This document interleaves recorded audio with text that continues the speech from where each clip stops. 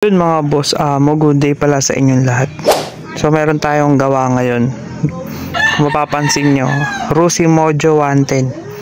Sobrang dumi yan guys, galing sa garahe ng may-ari. So sa atin siya pinagkatiwala. Ayusin daw natin lahat ng wirings, papaandarin natin kasi hindi siya umaandar. Na-stuck siya ng matagal na panahon. Tignan nyo naman guys, hindi naman halata sa kanyang na-stuck siya ng matagal.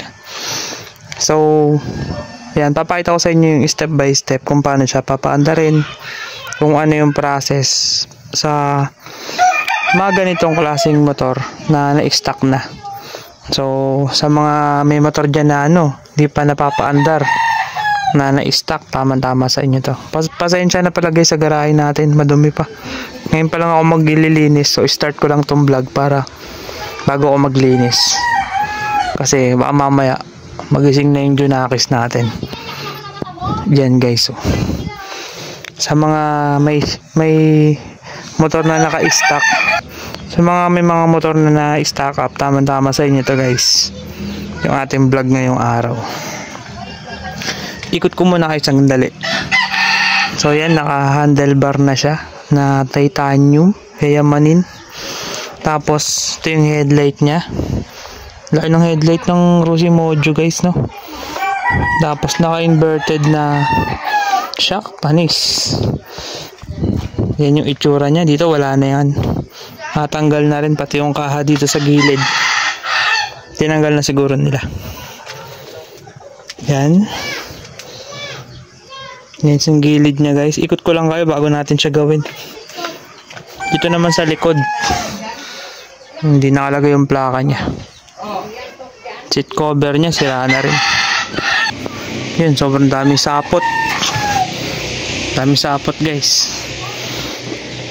Yun, step by step papaandarin natin yan. Papakita ko sa inyo. So ito yung model nya guys, Rusi Mojo 110. Kaporma din to guys pag naalinis ko to mamaya. Pakita ko sa inyo. Yan yung kanyang condition. So linisin muna natin para mas maganda natin siyang ma-troubleshoot. Kasi di siya nag-i-start. Hindi may start yan. Okay, so linisin muna natin guys. Yun mga boss amo. So yan, nalinis na nga natin yung motor na Rusi Mojo 110. Hindi ko na po pinakita kung paano ko nalinis. Sinabunan ko lang tapos banlaw ng tubig. Ano lang naman siya, simpleng linis lang ginawa ko.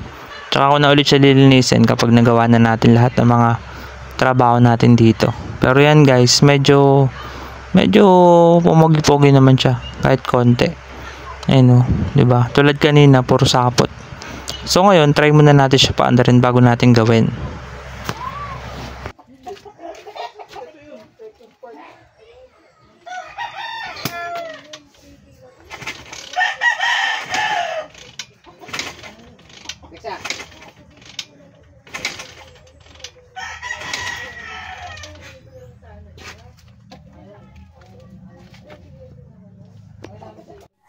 Okay, so dito napansin ko nga pala na tumalsik yung spark plug nung sinipaan ko siya kanina. Ito yung spark plug na naka-install dito sa motor. At napansin ko rin dito na lost thread yung spark plug niya. Kaya siguro maluwag siya. Nung pagsipa ko dito sa motor, bigla na lang tumalsik yung spark plug. So ngayon, gagawin natin, check natin yung compression.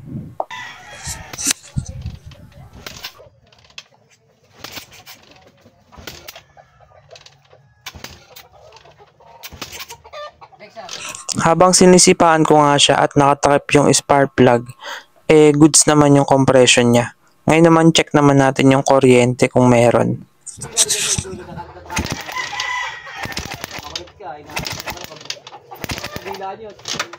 Okay, so upon checking naman mga boss, okay naman, meron namang kuryente. Actually malakas nga yung kuryente niya kaya mapapaandar natin to. So ang gagawin na lang natin is magpapalit tayo ng panibagong spark plug dahil yung luma niya ay lost thread. Mahihirapan lang tayong ipasok. So yan, kinabit ko na yung bagong spark plug natin. Pero ano lang yun Yung mga pan-testing ko lang yan dito. Hindi pa ako bumili ng brand new na spark plug. Tapos itong kanyang high tension wire ay pinatulan natin. Then alisin na rin natin tong carburetor niya dahil lilinisan natin. So kapag nagre-restore ako ng mga motor or nag-aayos ako ng mga motor na mga stock up, kailangan na linisin natin yung carburetor. Mas maganda nga sana kung palitan natin ng brand new. Kung akin lang to guys, is papalitan ko ng brand new na carburetor. Kaya lang pinapagawa lang sa atin to. Kaya lilinisin na lang natin ng maganda. So yan, alisin lang natin yung mga tornilyo. 2 tornilyo lang yan. Then ma-open na natin yung loob ng carburetor. So ito yung naging problema dito sa carb niya. Nagkaroon na siya ng yung parang napanisan ng gas. Kasi bumabara yan sa mga jettings at dun sa loob ng carburetor. Minsan hindi na nakukuha sa linis yung carb. Kahit linisan mo, palyado pa rin siya. Sana gumanda pa yung carburetor nito. Pero kung hindi na siya gaganda yung takbo niya, papalitan natin ng bago. Ayan, linisan lang natin yung mga jettings. Tapos ito, importante itong tonohan. Dapat alam nyo kung paano nyo siya ibabalik. Kung hindi pa kayo sanay magtono ng carburetor. Yan, linisan lang natin, wisik-wisikan lang natin gamit tong CVT cleaner. Wala tayong carb cleaner pero pwede naman na to. Basta may pressure at malilinis yung mga kasulok-sulukan ng carburetor. Pwede nyo rin naman ipalinis to sa merong compressor. Dadalhin nyo lang doon yung carburetor at papahanginan nyo lang. Linisan nyo na maigi yung baso ng carburetor. Mas maganda yan kung wala talagang matitirang mga umi-umido dyan. Kasi minsan bumabara yun sa loob ng carburetor at ng mga jettings. Ayan, sulit na sulit yung paglinis natin dito. Tapos yan, ibabalik na natin yung mga jettings, yung mga parts ng carburetor. Ito yung slow jet, main jet. Tapos higpitan natin ng maganda. Kasi minsan nakakalimutan higpitan to, nakakalas doon sa loob ng carburetor at pumapalya. So yan, higpitan nyo lang ng maganda. Then ito naman, importante rin tong floater tsaka yung float valve. Dapat hindi nyo siya masira. Okay, so yan, malapit na natin mabuo yung carburetor natin. Medyo binibilis ako na lang yung video, kinakat ko na lang yung iba para hindi masyadong mahaba. At yan, ibabalik na natin yung carburetor. Importante naman dito, alam nyo kung paano nyo gagawin yung motor, kung paano step by step. Kapag na-stack up yung motor, pwede nyo to i-apply sa mga motor nyo at pwede rin sa mga nagbabuy and sell. Yan, ibabalik natin to, yung tonohan. So sabi ko sa inyo kanina, mas maganda kung alam nyo kung paano nyo siya tinanggal. So alamin nyo muna yung tamang ikot bago nyo siya baklasin. Tulad niyan, ang tamang ikot nito is 2 and 1/4. 2 turns and 1/4, okay? So yan, buo na yung carburetor natin. Sasalpak na natin siya para mapaandar na natin tong motor. Malaki yung chance na umandar agad to kasi malakas yung kuryente. Tapos yan, lagyan natin ng gas. Pero lilinisin muna natin yung loob ng tangke. Pero hindi natin literal na lilinisin kumbaga tuluin lang natin yung mga na-stack doon sa loob. Kasi baka mamaya may mga dumi, may mga kalawang. Uubusin natin yung nasa loob. Yan, papatuluin lang natin dito. So, maglagay lang kayo ng mga konting gasolina. Tapos huwag nyo man nilalagay lahat. Yan, tapos papatuluin nyo lang siya dito. Hintayin nyo na mag-green na green to. Yung tipong, parang bagong gasolina na. Kasi kung mapapansin nyo kanina, parang ang putla nung gas. So, pati nga dito, dinayin ko sa may gas. Sa may carburetor pala, sorry. Yan, pinapatulo ko yung gasolina dyan. Para talagang maganda yung andar.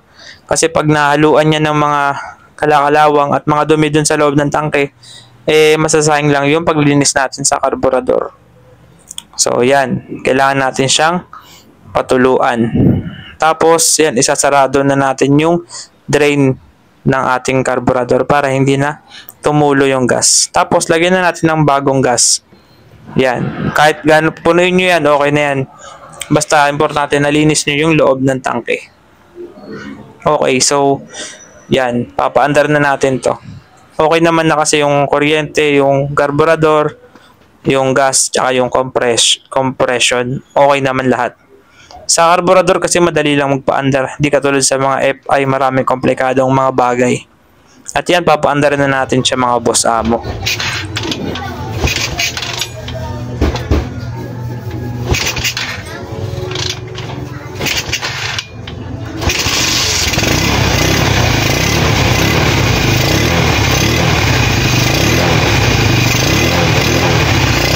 Yun mga boss amo, it's alive. Pero muna nun katropa. Yun, napaandar na natin, di ba mga boss?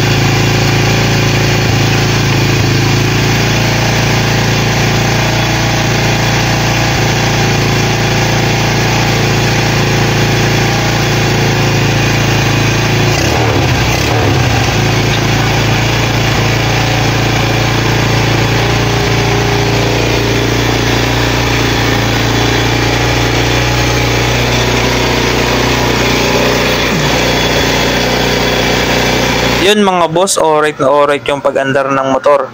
So masyadong mataas yung winner kaya bababaan muna natin. Gamit yung ating screwdriver. Dito lang siya sa kabilang gilid, sa left side ng motor.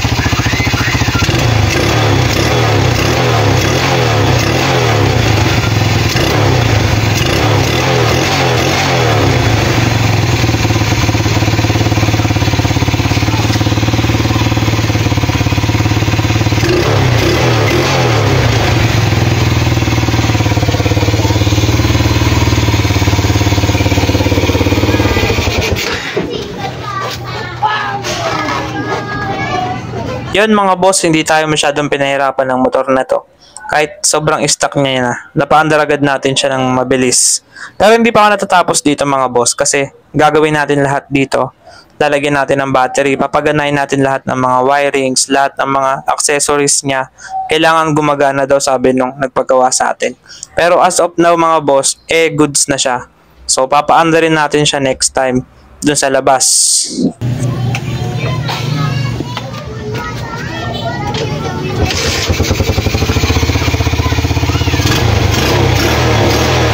At yun mga boss amo, nakagawa na naman tayo ng isang magandang bagay ngayong araw. At sa mga gustong matuto dyan ng mga basic troubleshooting sa motor, follow nyo na ako. Yun lang mga boss amo at maraming salamat. Thank you so much.